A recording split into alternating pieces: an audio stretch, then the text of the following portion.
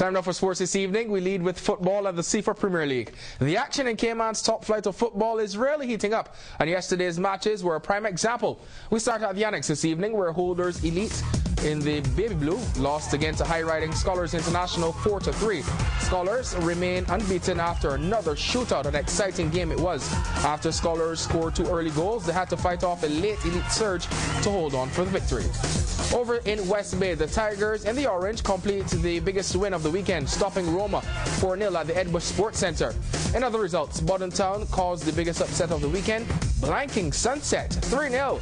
Borden Town seems to be hitting top form ahead of their televised clash with Scholars International this Sunday, while Georgetown remained consistent with a 2-0 victory over Future. On the road now, 135 runners competed in this year's Pirates Week 10K. West Bay Road was busy with lots of foot traffic as the runners headed out to hell. National tennis coach Eduardo Torres showing he still has the step, going to hell and going face to face with the devil. First man there, he clocked 37 minutes and 39 seconds.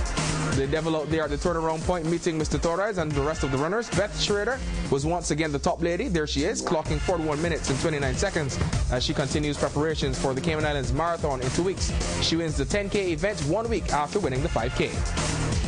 In the United States, Cayman's top swimmer Shaune Fraser keeps piling on the victories at the NCAA Division I circuit. He logs another 200-yard individual medley victory this season for the University of Florida at the Georgia Tech Invitational this past weekend.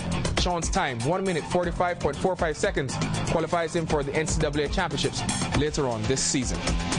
To some cricket news now, and the West Indies will be boosted by the return of Captain Chris Gayle for Thursday's first test against Australia. Gayle left the Caribbean today after being with his ill mother in his native Jamaica. She was admitted to hospital last week, and the West Indies skipper flew home from Australia to be by her side. Gayle returns just in time for Thursday's start to the first test, boosting the West Indies batting lineup against the strong home team. Without Gayle, the West Indies battled to a draw against club side Queensland over the weekend.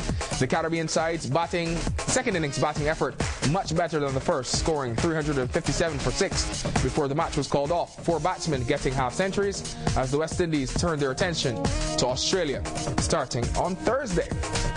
And finally, Jamaican sprinter Usain Bolt and American 400-meter runner Sandy Richards have won their second IAAF World Athlete of the Year awards.